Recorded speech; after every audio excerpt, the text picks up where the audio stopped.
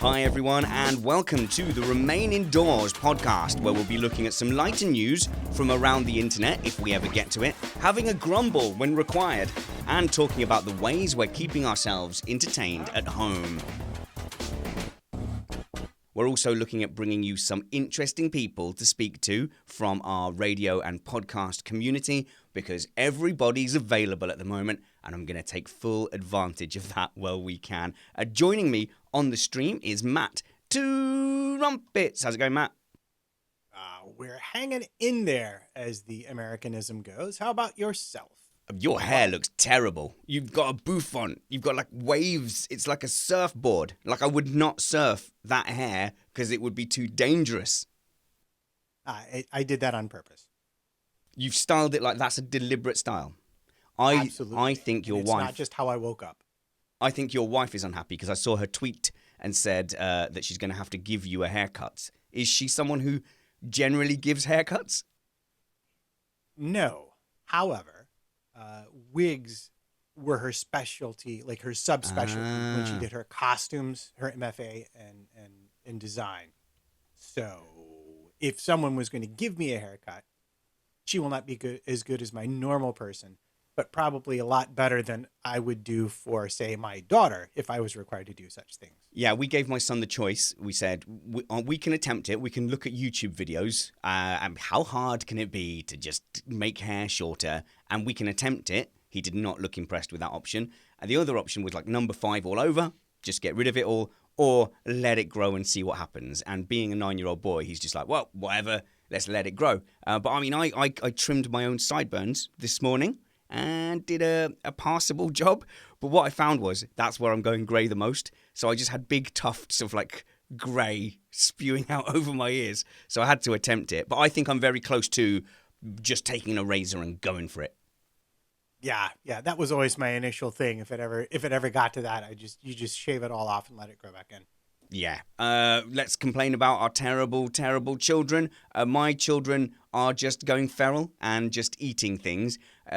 My kids were outside, and I heard this thing of like, something like I dare you to eat the grass. And the little girl said, yeah, I ate the grass once. I've already done it, and it made me sick. And then I was like, what the hell is going on here? So Treeface is like, yeah, look at me. I can eat the grass. And he sits there chewing the grass, and he's all proud of himself when I came out. And he's like, oh, yeah, I ate it, and I swallowed it. Ha, ha, ha, I'm amazing. And I'm like, dude, the cats poop on the grass. Like, we've picked up cat poop from the grass. The look on his face was incredible. The realization that he may have eaten cat poop was wunderbar. And never mind the herbicides and all the other stuff that you put on your lawn to actually make it grow. I mean, don't eat the grass in your lawn would just be a really good, just a basic rule. And this is where I say to him, like with the crossing the road thing, I just go, I've failed as a dad. I am the worst dad ever. Your stupidity highlights my bad parenting. You know what? I understand where you're coming from, but I think the reality with kids is it's all about the development curve. And no matter how much you get out the big hammer of knowledge and whack them upside the head with it, their little brains aren't always ready to absorb the knowledge until they're ready to absorb the knowledge. So you just gotta make the middle note. Okay, yeah, you still have to keep an eye out on that one. It's like, I literally told you 5 seconds ago to not do the thing. No, you didn't. I literally told you. I didn't hear you. You did hear me. Anyway, a couple of years ago, a related story about eating things. I remember my daughter picked up a bottle of aftershave on the side of my bedside table. She's like, Daddy, what's this? And I said, oh, it's aftershave. It's like Mummy's perfume, but it's for daddies. And you spray it on and you smell nice. And my little boy leaned over, put like a brotherly arm on her shoulder, like a sage brotherly arm, looked her square in the face and said, and you must never lick it. Like, he said it with such kind of like... Listen to me with my wizened old head. Never lick the aftershave. And therefore you knew he had done this thing in the past. Yeah, exactly. I was like, do I want the backstory on this? No, because there's no other... I just don't want to know. I don't want to hear about it. We're also joined in the shed again by Dr. Andrew Holding from... Connor Mayer in the chat room says, you are outstanding in your field. That's lovely to hear. That's great feedback. No, it's a terrible, terrible pun on your green screen. I know.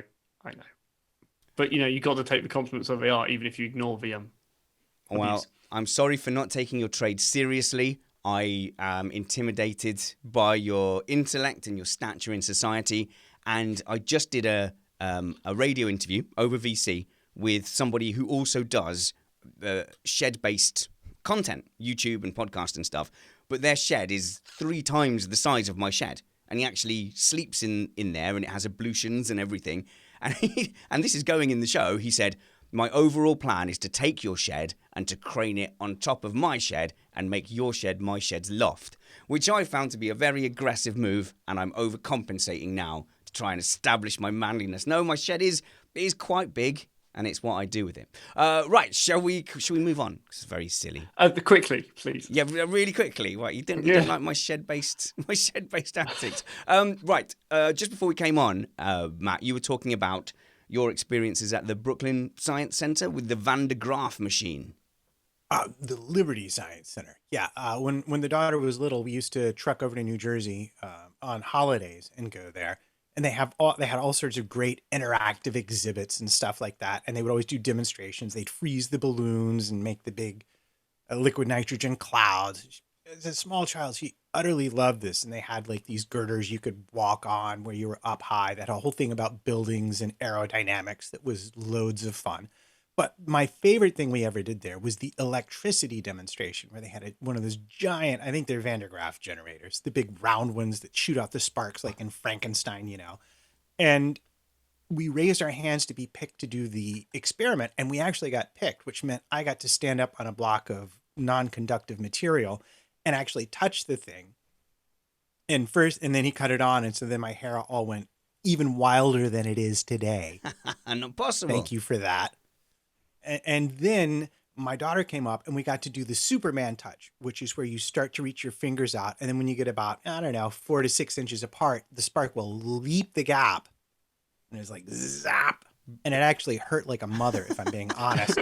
But I pretended like it didn't, just so I looked tough and cool. That doesn't sound safe. Is what he's describing, does that sound legit, Andrew? And by the way, I hate that static shock. Like, it ruined playgrounds for me. Anytime there's a risk of a static shock, I just won't do it anymore. I'm just like, no, I'm not doing it.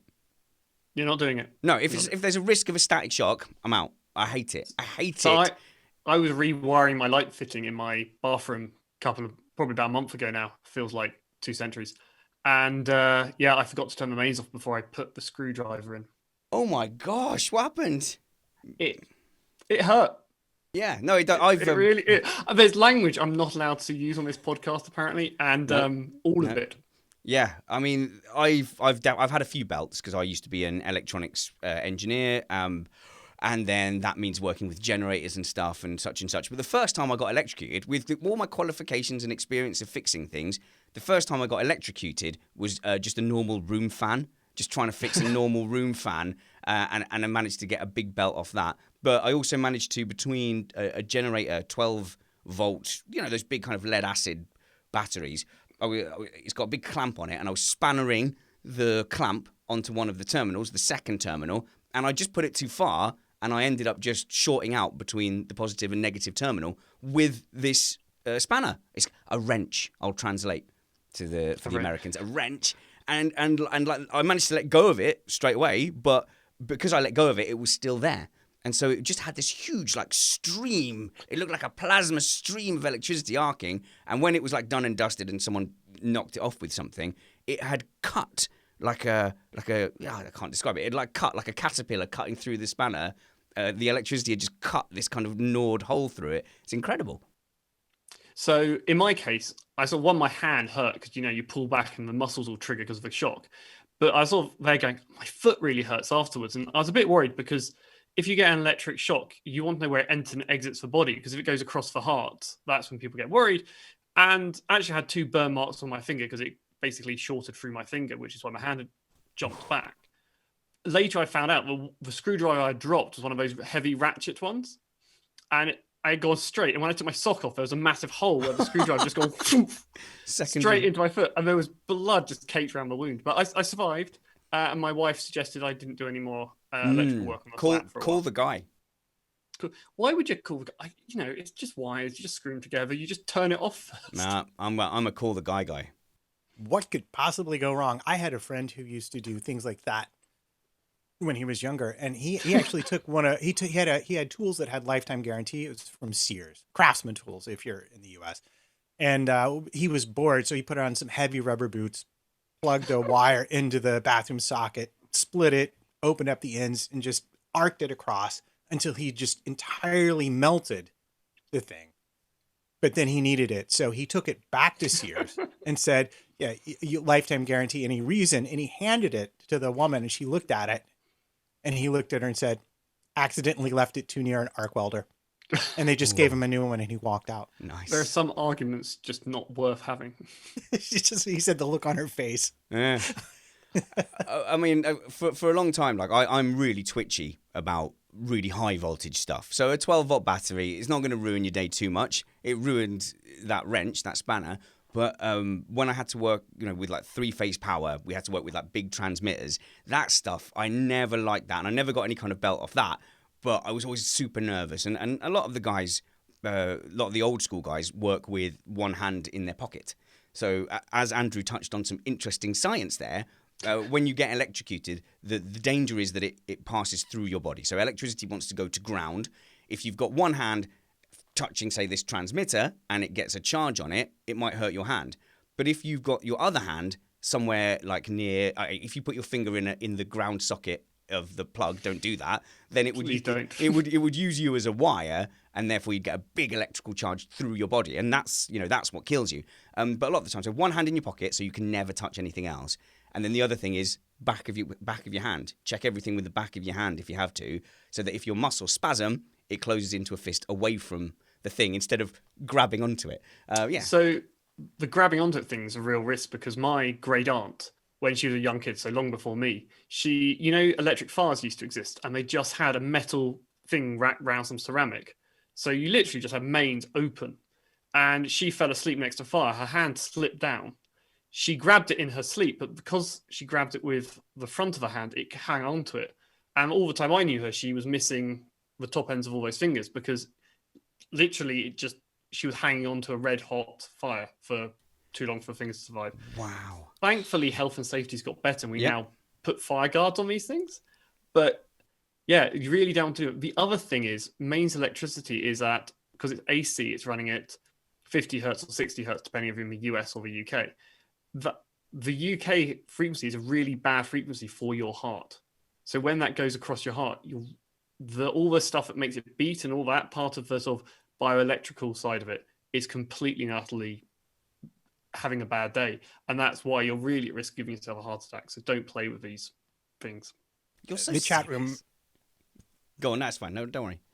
Sorry, I looked down before you gestured. My apologies. The chat room is really getting into this topic.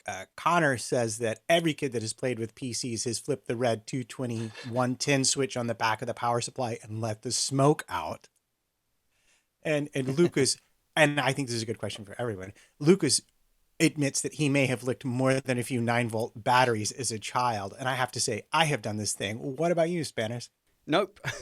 I tell you what I have done. I've shorted out. No. Oh, no, I've never. No, I never licked You never did battery. that when you were a kid? So this is the question you're asking me as a human being is: did you ever lick a battery terminal on a 9-volt battery, the square ones, like you put in your fire alarms, to let it short out using my tongue? No. Why would anyone do that? How do you check if it's charged or not otherwise? Bingo. You guys are idiots. What was I going to go with this? It tastes zingy. Thanks, Connor. I've definitely had a one of those where you have AA batteries, and then it's in a little case. So there's like the two together, so they're linked, and then you can put that in a remote control car or whatever. I did put one of them in my pocket, and it touched like money or whatever, and it shorted out in my pocket, and I was going, "Geez, that's hot! What the hell's that?" Cool. So yeah, so that was fun. And should we just talk about the ways? In fact, we were going to do a segment on terrible engineering things I've done. And this is kind of fits in with that. This reminds me of when I was working in the facility that was testing those big transmitters. They get very hot, obviously, so they have these gigantic cooling systems on. And I one time did not turn the cooling on. So if you've ever wondered how important cooling is in high electricity systems, I don't know, whatever, just brain fade. One day started running everything up. And normally there's a very distinct of the air conditioning. And, you know, somewhere in my mind I was going, oh, it's quiet today. That's nice. And then you start hearing little fizz pop as electronic components all through the system. I'm like, what the hell is going on? Smoke starts coming out of everything. I burnt out so much equipment before I realized what was happening. I was, oh no, shut everything down. And then the smoke starts just gently rising out of all the test equipment. Yeah, that was an expensive one as well. In retrospect, I judge the people who hired me. So many years ago, when I was working, for actually an engineering company. We won't say who.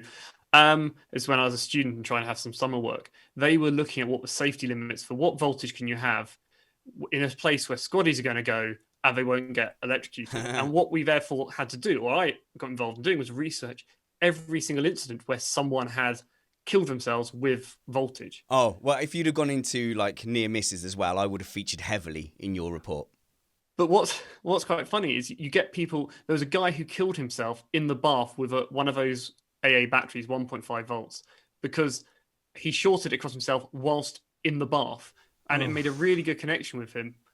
And yeah, it wasn't a happy ending for the poor guy. So, you know, those lower voltages should be safe because usually you can't get them through the skin because it doesn't conduct well enough. But if you like soak yourself in water, suddenly these things can become really dangerous. And if you've got the right chemistry in the battery, so the nickel cadmium ones, they can dump their energy really fast and deliver a really high current. So, question from the chat room, for real this time. Is it voltage or amperage that kills? It is the current that kills you. So in Jurassic Park, where they said big fence, 20 billion volts, you go, yeah, it doesn't matter, because it depends how much actual electricity is running through it. Yep. Good.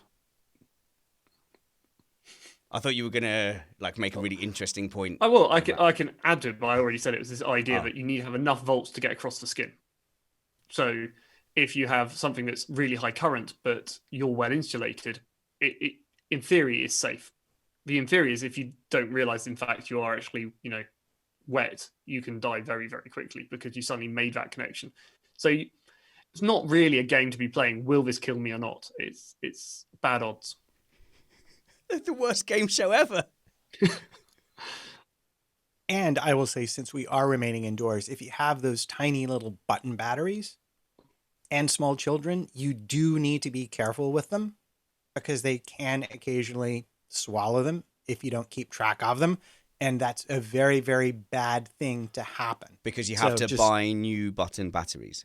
Exactly. And new children. So yes, that too. So Van de Graaff machine, this is where we came from. And I get confused with two things. So there's one is the metal dome that you had at school and you put your hand on it and it makes your hair stick up. That's the Van de Graaff machine, right? Is that correct? But there was something in the Science Museum in the Wonder Labs up at the top in London. You must have been there with your kids, Andrew. I have at one point. Yeah. So there is something there that generates static and that lets your hair go up and end, or does some such thing with static. But my boy quickly realized that when he accidentally touched someone, they both got a little shock. So what he was doing, this is what he was doing. It's a couple of years ago, to be fair. He was running over, getting a charge, then like running to his sister and going like zap, or just like running to other people, zap. So he weaponized the attraction in the Wonder Lab, and I was like, I'm not going to be able to take this kid anywhere. Not going to be able to take this kid anywhere. So Van de Graaff generators have a really cool history that before we had things like CERN, there's a building in Oxford which looks like a box of popcorn. So, you know, small at the bottom, wide at the top. And in it was like a 7-story high Van de Graaff generator. And they used it because you can get a really good voltage across it as a particle accelerator. Oh, okay, good. So if you build your Van de Graaff generator big enough, you can do your, subatomic physics. I'll get started on that right away, just after the Big Dirty News. Big Dirty News.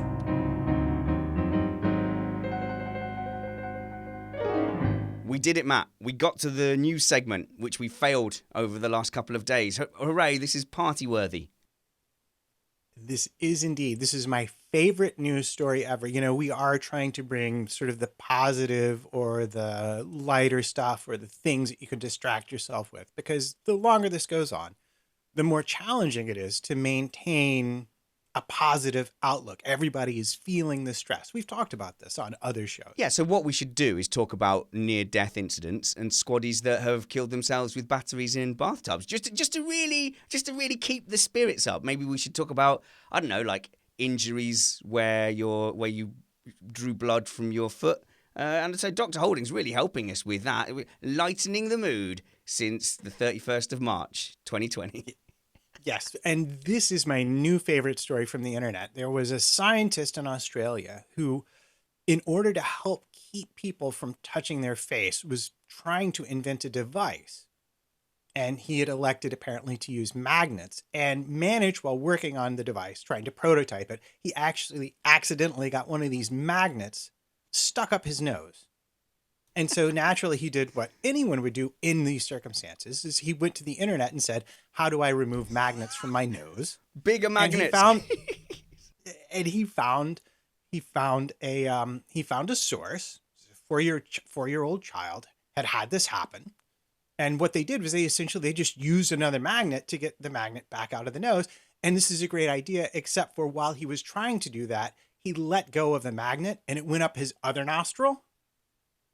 And he goes, and at that point, I was out of magnets. So he had to go to the hospital. How many magnets ended up there? He just had two, apparently, or I don't know, maybe they were stuck together. So my question for Dr. Andrew here is, number one, have you ever had magnets stuck up your nose? And number two, if not, how can you possibly call yourself a scientist? So I've never stuck a magnet up my nose. I'm sorry to let you down there. I have more than 2 magnets probably somewhere. I think I have about 5 on the notice board downstairs. So we have options. We can try this, but let's not. What's the thinking behind this then? So I don't know which one of you. Andrew, are you familiar with this story? To be honest, I mainly just laughed at the fact a guy got magnets stuck up his nose. So but I love that kind of scientist being slightly outrageous and experimenting on themselves. I think that's some of the best science of people who have unethically experimented on themselves. yeah, I mean, if anybody is going to create a machine that at 88 miles an hour can go back to the past to help you hit on your mum, then it's going to be the magnet nose guy, not the super serious cancer researcher guy, Andrew. No offense, but your kind of science isn't going to get us the DeLorean, is it? I mean, not intentionally, but the best science is by mistake. So Yeah, and well, no good scientific outcome came from this, Matt. Do you have any idea of what was the intention? Like, how could magnets up the nose stop you from touching your face?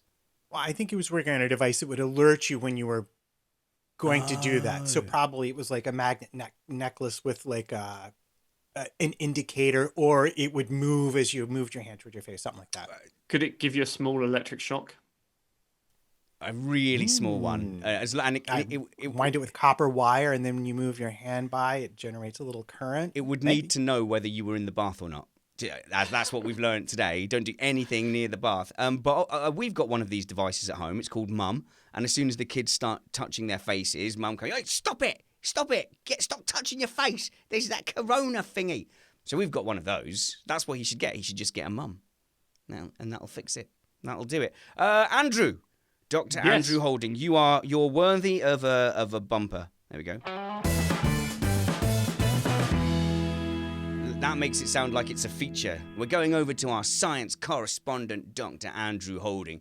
Now, we talk on BBC Radio Cambridgeshire about subjects and scientific fun stuff. You often answer children's questions on the radio, and I love that. That's my favourite, because kids ask the best questions. But we've also, we've addressed specific topics, and you and I are both fans of skepticism, critical thinking, which is basically ruining all the things you used to believe in the 80s and 90s as a kid, like tarot cards, psychics, alternative medicines and stuff, which I've really enjoyed. It's quite interesting, the science of why do things that definitely aren't true enter popular opinion and popular thinking.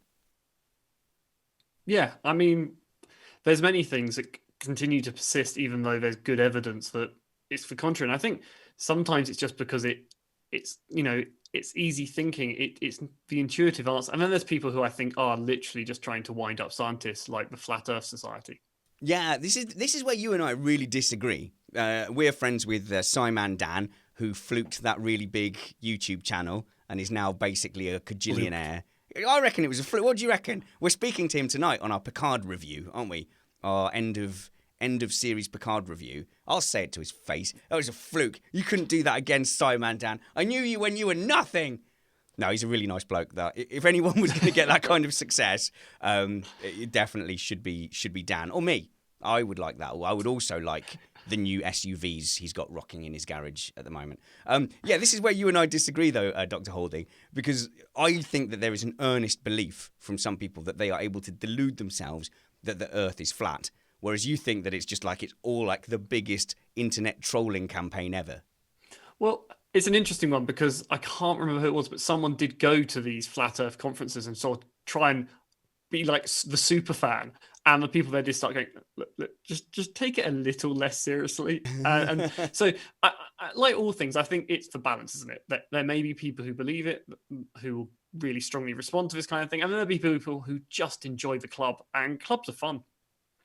Look, if I wanted to make a lot of money, I would go to Dan and say, look, I will start a Flat Earth channel. You start the anti-Flat Earth channel. We'll have our followers all over each other. We'll both get zillions of views. We'll make tons of money. And I wouldn't believe it seriously. But the problem you have is there's this group of humans, I think is just the way they are, who have a tendency to want to believe that kind of stuff for reasons. And they do take it very seriously. And I think that's where you can occasionally get into trouble, because you talk to people, you tend to assume they're like you. So if you said you were flat Earth, I think you were joking or trying to wind me up. But there are people out there who really do believe it. And if you argue with them, they will take it as personally as if you were trying to steal their house or something like that. But I tell you what, Alex. Oh, sorry. We've got a slight lag at your end, so I'm going to blame you for that, Dr. Holding. It's definitely your fault. Oh, by the way, can we appreciate that your home setup is ingenious? Because, as you pointed out to me earlier, there's a shortage of webcams. So you were unable to purchase a webcam when this lockdown came. So Dr. Holding, with all his fancy degrees and all his noble causes, is talking to us with one device that has got his microphone attached to it. And the camera is an iPad attached to the ceiling with what? Oh, no, it's balanced on my monitor. Oh, is it? You've balanced it on top of the monitor? That's definitely going to go wrong at some point, especially... Yep, it fall off any moment. Especially when we start doing our science experiments. Yep. Ooh, yeah. Right, sorry. You talked to me about these skeptical topics and these science topics. Yep. One thing I've always been afraid to address on the BBC radio show is the anti-vax movement and the anti-vax issues. It is a topic really, really close to my heart. I know for a long time my parents blamed my brother's mental disabilities on the what was it, the triple shot, the MMR jab, and I have a close friend who's convinced that his son's autism, severe autism, is caused by the MMR jab, and it's something that everybody kind of really believed for a long time. But I'm still so reluctant to talk about it, and I've refused every time you've brought it up as a potential subject, just because of the huge amount of emotion involved in it. But really, I think we do need to just like pull our socks up and say it's not acceptable to pound these anti-vax things. And we've also reached a kind of threshold, I think, where enough of society now is on board with the anti-vax. And then the really big thing, pro-vax, great. This is why you're here. You are smart. Follow him. He speaks in sentences. The really big thing is, though, I think since this corona outbreak, where are the anti-vaxxers, and are they going to refuse the corona vaccine when it comes out? I mean, the reason that anti-vax gets so difficult is that, as you say, people rationalize it into their lives, and these are very sensitive things. If you have a child who you believe has responded badly to the vaccine, and for a very, very small number of people, there are genuine issues with vaccines, but they're tiny compared to the number of people who would die from things like measles otherwise. So, as we were talking about earlier with flat earthers, it becomes personal. And really the whole thing about vaccination is it isn't personal. It's a community thing. So you hear the phrase you hear the phrase herd immunity. I personally prefer the phrase community immunity because it's just nicer to talk about communities than herds of sheep. Yep. And when you talk about that, you realize there are vulnerable people who either vaccines don't work for, they're immunosuppressed, they've had cancer, so they haven't got an immune system in the same way as you would normally think about it, because basically they've got someone else's bone marrow in them, they've had an organ transfer. And those people need us to be vaccinated. And then you've got the other thing that people just don't realize how awful measles is. And if you want to go look it up, there's a piece by Roald Dahl who lost his daughter to measles. Oh. And it's not the disease you think it is. It's not, oh, you get a few spots, you get over it. It's horrible. And of course, he was a good writer, so he writes it very well. And I wouldn't do it justice to try quoting it here. But we then have to go and say, well, what's important? The answer really is these diseases which we can eradicate used to be horrific, and we've just forgotten that. No one gets polio now. But at some time, I guess, and I don't know my history, at some time, measles and polio and all these things we have vaccines against were kind of the corona of their day. Yes and no. So they would spread through communities, they would kill lots of people, and they would perhaps come in waves.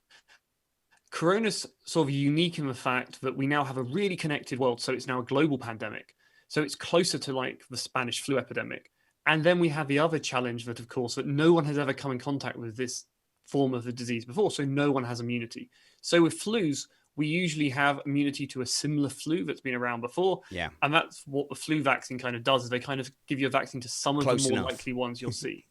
So when our government in the UK started talking about, oh, well, we're going to go for a herd immunity approach, which was to let everybody get it, that confused the heck out of me. I had no idea how that was supposed to actually work, or was it only supposed to work for the second wave? So, I mean, what I found quite hard with that was there was a lot of headlines and not a lot of facts going around the herd immunity. I don't know, because you don't know what goes on behind closed doors, but I don't think the real idea was to just let a massive wave go through the population. There are hints that may have been discussed on early days when we didn't have all the facts. I wasn't in those rooms. That, of course, has a problem. That if you have the mortality rate we have with COVID-19, 0.1% of healthy people, that is quite a high level of mortality. That's the same level of mortality across the entire population for flu. And then, of course, when you get to the elderly people, they're the people who usually make up that mortality for flu. Suddenly, that's now your kid and my kid. And that's why we're taking such serious measures. But of course, if we can get immunity, which is a big question, it's a new disease, we will have herd immunity as part of that way we can release lockdown. Because once it's got through enough of the population that enough people are immune, this massive spread should shut down. But I don't know. No one really knows yet. Can you get reinfected? Or is this going to actually be a functional solution in the long term? So I guess the people who get it and recover and hopefully have immunity, they kind of act as blockers in the pass-on chain Chinese whisper. Matt? Yeah, well, I was reading an interesting story in the Times this morning that there was a great deal of controversy here in New York City about closing public schools, because public schools offer a great deal of social services to children who are in poverty. They feed them or they're homeless. They have a place to go. Did you read this? Well, no, but I'm a school governor here in the UK. So for people who don't know the UK system, public schools, we call them state schools because public schools are things like Eton, will have a board of governors who are people from the community who help govern the schools. Now, at the moment, that's not actually that relevant because this is all short-term strategic head teacher stuff, and they don't want the governors interfering because, the schools have to be quick and making decisions. But what was really clear is when everyone in the UK was going, we need to shut the schools, I was seeing the school emails going, we can't do that straight away. We need to make sure the vulnerable children are okay. We need to think about children how they're going to get fed. How do we worry about child abuse? How, all these things. If we do this, who's going to do the childcare? It's probably going to be elderly people who that means we've just gone and infected. And actually, there was a whole host of discussion that was not online. And what I found so frustrating, of course, is once they did close the schools, this all then came online is, oh, you haven't thought about this. And actually, it's been going on for weeks. And it's very hard on Twitter in, 280 words, to see all these discussions going on. Yeah. And for the UK, there was something very specific, was they knew everyone had childcare at the start of Easter holiday. So they wanted to minimize that gap between the end of term and the closing of the schools, which is a UK specific response because not every country has the same school terms. Yeah, I mean, a logistical nightmare, Matt. Yeah, and it is the same thing here. The counter argument being that even if you don't quote unquote close the schools, you can permit parents who can to immediately keep their students at home, and as you transition to online learning, not punish them for that. So I was a big proponent, despite understanding the trade-offs of closing the schools sooner rather than later. And the article today said that using data from a thermometer, from an online thermometer, what they saw was from the moment schools were officially closed, the number of children with fevers declined. And they're thinking that might have been a signal, a starting point in starting to flatten the curve here in New York City. Well, just to kind of wrap this up, we did. To be fair, we were corona free for half an hour, so that's pretty good. We were about 4 days early before the school shut down. I was just doing the maths, looking around at the world, completely understand and respect what you're talking about there, Andrew, with the government view and the trade-offs. But from a personal point of view, we had nothing to lose really from the trade-offs, and my wife had shut her businesses anyway, having looked at the news and gone, we're just not going to do mass gatherings. So I wrote an email to both our children's schools, basically saying we think that the lockdown is coming anyway, so we don't see the benefit of them being there for these 4 uncertain days. So we pulled them out. One school said, fine, not an unauthorized absence. The other school, the headmistress actually emailed back and said, thank you. The more people who do that, the better. That makes it a lot easier for us, and we're expecting to shut down any minute.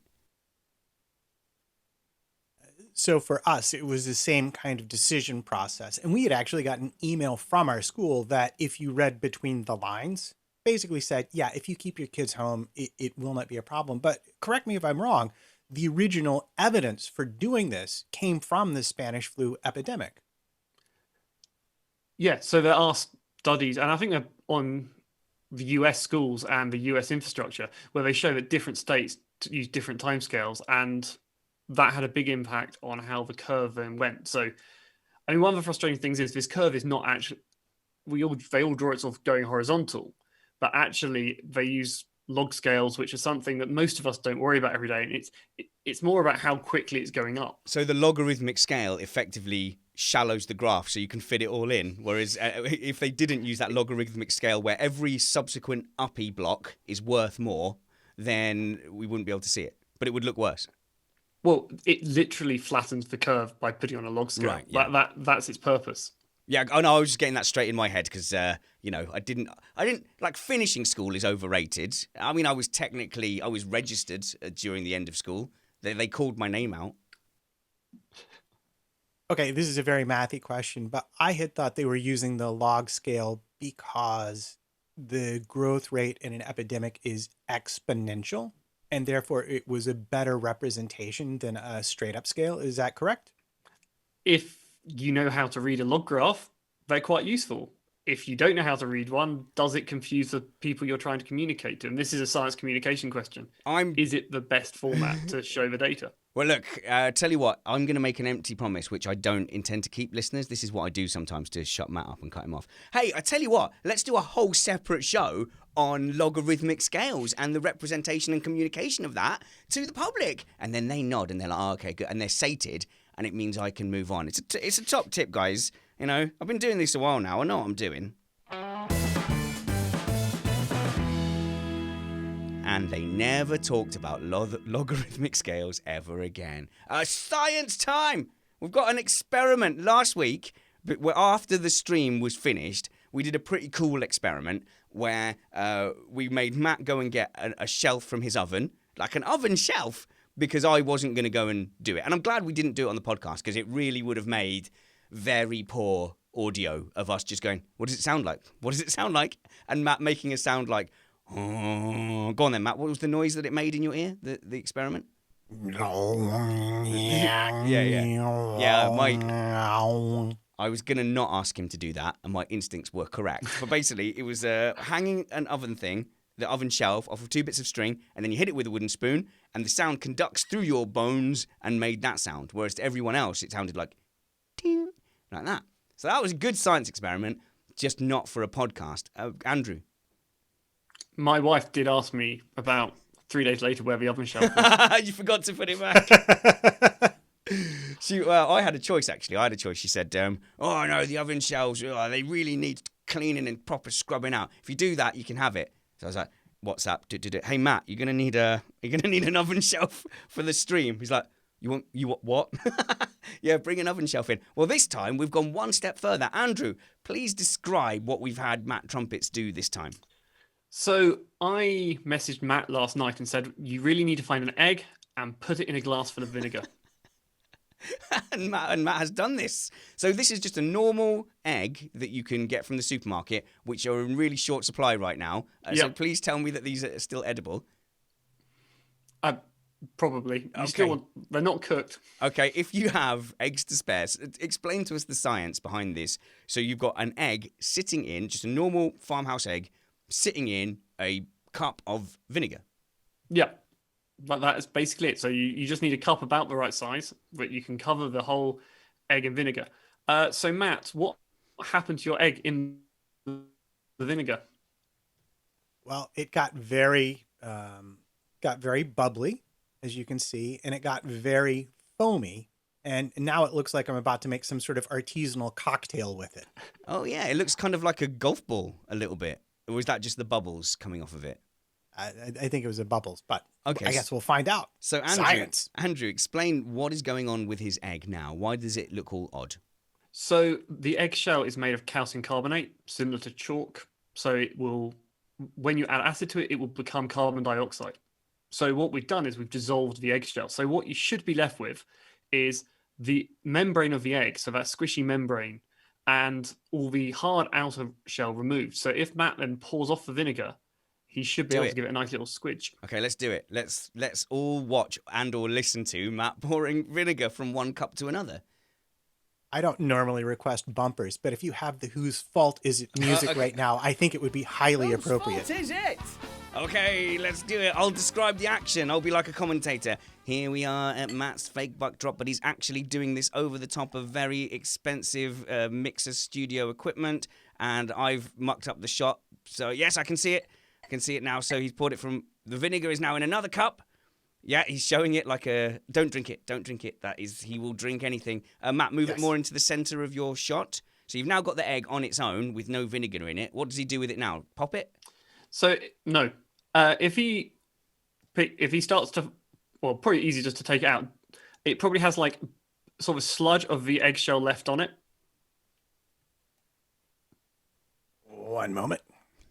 Handy paper towel right here. I'm going to put a quick note to myself to edit all of this out. Yeah, go on, carry on. And it is very, very slippery. Yeah, so what you'll have is you'll have bits of shell left on it because it won't completely have dissolved overnight. You could, wash it and keep adding vinegar. Look at that. Can you see? Only if you hold it up to the center. Oh, there we go. Sorry, it's overexposed. But essentially, I'm getting like grainy, gritty bits that are coming off as I rub my thumb on it. You can see it on my thumb better. Squish it. It's a raw egg inside, so no. Squish it. Up to you. So I have one here my daughter made, and what you can see is the whole thing will squish in a lot. So there's still a bit of a hard coating inside it. What I'm touching here is, when you crack open an egg, there's that white sort of stringy bit that's sort of left. That is now all that's holding. It looks really cool because you're depressing it, and it's actually staying depressed when you push on it. And if I sort of push it on one side, then it pops out on the other. Wow. What I want to know, right, is can you still cook that egg? Because probably can. It might taste a bit vinegary.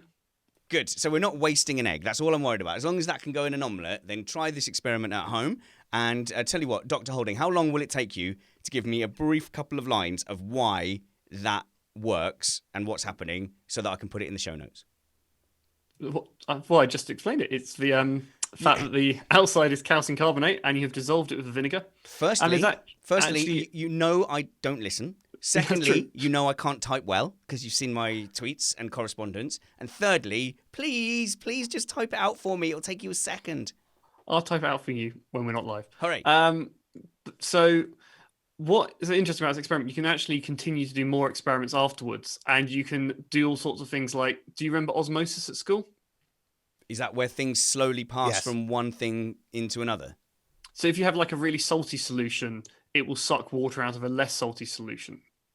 Ah, okay, yeah. So the concentration balances. Well, what you now have is a very thin membrane, because this is effectively one really big cell. And you can basically dehydrate it and it will shrink down at this point. So you can do, there's quite a few other experiments you can do. But it's kind of cool that you end up with this weird soft egg. Fantastic. Weird soft egg. That's the kind of content we bring Dr. Andrew Holding on. Thanks so much for joining us, Doctor. You are on Twitter at Andrew Holding. Don't Google Andrew Holding. You will just get pictures of people called Andrew holding things, such as fish. Is that still the case, or are you high enough? No. If you Google, you find me. Okay. There are other Andrew Holdings available, And people, yeah. I mean, you can pick, but if you're looking for me, you'll generally find my son's stuff quite early up on the page. And it's very clever, and I respect it highly. You can find Matt at MattPT55 on Twitter. His wife, why am I plugging Matt's wife's Twitter? Because that is what is going to make this project eventually fly, is her books taking off. She writes smutty novels, and if you buy those smutty novels, the profits will go towards Matt not having to work anymore and or pouring huge investment into, let's make her famous. Vinegar and eggs. Yeah. Eggs. So so let's make her famous, or my little Vivi famous, and then we'll ride on the coattails of that fame and success, rather than having to continue to work hard ourselves. And then we can just do podcasts that make no money for an extended period of time. This has been the plan all along, I thought. This is the plan all along. You can follow me. I'm the best one at Spanners Ready. Or the show doesn't have a Twitter account yet, but you can catch our Picard episodes, our reviews, by going to @Apex TV Pod. Or, well, in fact, we've got a website. If you want to share this and subscribe it and tell your friends about it, all the details to subscribe are on our Missed Apex website. So missedapexpodcast.com/remain indoors. We're piggybacking off of the back of the Missed Apex site. You can be my friend on Facebook at Richard Reddy. And that's it. That's pretty good. That's a wrap. We'll see you again on Thursday. I've forgotten the days. In fact, if it wasn't for this show, Matt, I'm not sure I would know what the days are anymore. I'm fairly certain that's the case. We were taking our family walk yesterday. And my wife was like, I was thinking I was doing this, I was doing that, and I would do this over the weekend. And then I realized that we'd already had the weekend and I didn't even know it. The weekend, you missed the weekend. Yeah, entirely. Structure is important. Sunday evening's an odd concept now. Yeah. It's just the same as any other evening. What are we going to do today, Pinky? The same thing we do every day. Try to take over the world. Oh, I got it the wrong way round. It's Pinky Asks Brain that, doesn't it? Pinky Asks Brain. What are we going to do today? And clearly he would start a podcast. Oh my God. Right. Nobody repeat this. I'm going to edit this out and I'm going to tweet that as if it's that is my original thought, okay? And anybody who highlights that I stole that, your name will be cursed and removed from the Missed Apex Remain Indoors history book. It will be banned and blocked and barred. That is mine. That is my joke now. Right, let's press stop on the audio first. Whew, that went all right. 50 minutes, our shortest one yet. Wow. Was that good at short or bad short? I don't know. No. The reason it was going on long was because we keep collecting things to talk about. And then me and Matt are used to doing a weekly show, so we look at the list of things to talk about and we want to talk about all of them. Whereas now we've kind of got more into the mindset of that can happily go on the next show, so that's completely fine. Because do you know what I mean, Matt? You look through the list and you're like, oh, but we didn't get to do this, we didn't get to do that, we didn't get to do that. So now, as long as we focus on the stuff the guests have brought, we can just be more conservative and just let things flow over. 45 minutes, that's the aim, that is the target. And on Missed Apex podcast, the aim is 60 minutes, and we have never, ever... Gotten close. No, we've never done a show under 60 minutes, yet that is my target and it's been 7 years. So, yeah, we suck at timings. Oh, good. Okay, I'm off to the shops. I haven't been out to the shops for like 2 weeks, and I've only left the house to do 2 radio shows, and that's all I've done. Wear your mask. Yeah, I will wear my mask. I've got a skull one. that's got like skull's teeth on it. I don't know Very if that's a bit too aggressive. We have homemade ones because, well, Because you're not wasting NHS resources. yes. Yeah. Well, in your case, you'll be trying quite hard to waste NHS resources. It's a long way to. Yeah. The NHS, they're not going to be using. I almost did last time I went go-karting. Ah, did you come over in here and try and use the NHS? Yes. If that person had been going a little faster when they used me for a break, I might well have used NHS resource. In that practice session, Matt, that you were talking about where you got hit side on, I ended up was a down race, the hill. but yeah. I was at the race. On the practice session, I ended up downhill. I spun and I ended up facing back up the hill. And facing back up the hill with a herd of carts charging towards you, you are completely in the lap of the gods. There's no point accelerating. You're just going to make yourself a wider target or a faster target. So I was just down to the guys and they all parted. And as the two carts in front parted, of course, there's the one behind that Third cart. that doesn't know why the other guys are parting. So he sees me and like you can see his eyes just widen. And I'm there going, I can't do anything, mate. And he's pumping the brakes because he's made the decision that if he steers, then he's going to make Crash. things worse. He's going to crash. He's going to hit me on a corner. He's going to flip over me. You can see very early on, he makes the decision to brake hard, cadence braking, and hit me as square on as possible, which he does. He hits me as square on as possible, and I like fly backwards, and it feels like you're flying through the air. But I don't know. I never saw the video. I was certainly out of my seat, plonked back down. He rolls up towards me, and we just give ourselves that look of like... It's a bit like when you drive over a... Drive over a... Yes, so it's like when you drive over a hill or something, or a humpback bridge, and the car feels like it flies through the air. And if you actually filmed it, it'd be like... No, it would just go over the thing. It's actually on the suspension, isn't it? Yeah, the suspension would just go up. But you feel like you've jumped 20 foot in the air. No, I got spun from behind on that same hill in my second race, I think. And I managed to do a complete 360 and carry on. Good. But that's by far the fastest part of the whole course. So last time I went karting, I got told to calm down and said I was going too fast. I wasn't getting to the front of the pack. I was just spinning off repeatedly. Did they pull you over and say, "Oi, no professionals"? Is that? No. They said no reckless driving. That was very Vettel in Brazil, wasn't it? Your spin there. I mean, What, my one? Yeah. Yeah, because you were facing the pack as it came towards Yeah. you, just like Vettel did when was it his first championship that he did that in? I can't remember. I can't remember, but yeah, that kind of thing is scary. And as I was saying to you before we got on the live stream, like I am actually quite scared of go-karting. So like once I'm into it, it's fine, and you sort of you put that risk out of your head, and you go, oh, okay, well, the lap time is more important to me now than the ever decreasing amount of risk. But every first lap, I get into it and I think this is a terrible idea, and I'm definitely gonna die. Yeah, no, I completely understand that sensation. You're just like, what was I thinking? But then once you start racing, you're like, I'm just gonna get this guy. I'm gonna get this guy. I'm gonna go faster. Where can I brake? Where can I find more time? Where can I find more time? Lap after lap. But where we are now in New York is like we're basically the hospitals are full. They're short staffing ambulance crews. So don't go-karting and hurt yourself. So where I am now is I'm terrified that I will slip walking down the stairs and break an arm, or, the accidents you never ever worry about ever. I would be worried about you taking a slip or fall in the shower at your age. Anything, So, anything like the simplest injury. But if you have to go see a doctor for it now, it's like you do not want that thing to happen until the peak. And that's like probably another couple of weeks for us. the good news is you probably won't need a ventilator if you break your leg. there's that. Probably. But, Yeah, but- so I told you yesterday about Nicola burning her hand, didn't I? Did I say it on the show, or did I say it on the pre-show? I think I said it before the stream. That I just said my day had started off on that foot. Like I know. I told the story. It was the risotto. I did. But looking at her hand, we were really lucky. We took all the right action straight away. Got running, Ice. tepid. No, you shouldn't. Not on a burn. Like you want tepid running water. It's the running action away from it's the water heating up over the skin and taking some of that temperature away. And I don't know. This is just from St John's Ambulance. But a cold tap won't get too cold. No, but no, Matt said ice. So No, not ice. Yeah, No, not ice. Yeah, you don't want to. Put Not ice liquid in. nitrogen. No, not. So I'm glad. Like that's the first time I think the St John's Ambulance stuff has been useful.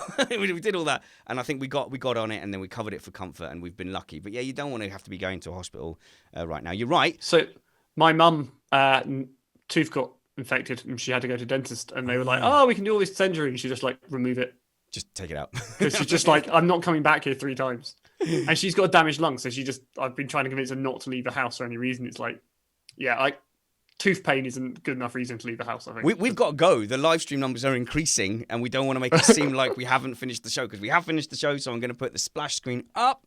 Thank you very much, guys, and say it's over now. Please join us again on Thursday, and please, the feedback that we've received so far has been lovely. These projects tend to rely on goodwill, and people. There's 2 goodwill. First, letting us know that it's not just garbage, and second is telling your friends so that we can grow and build a community, and it can be worthwhile and viable. Thank you, and we'll see you again Thursday.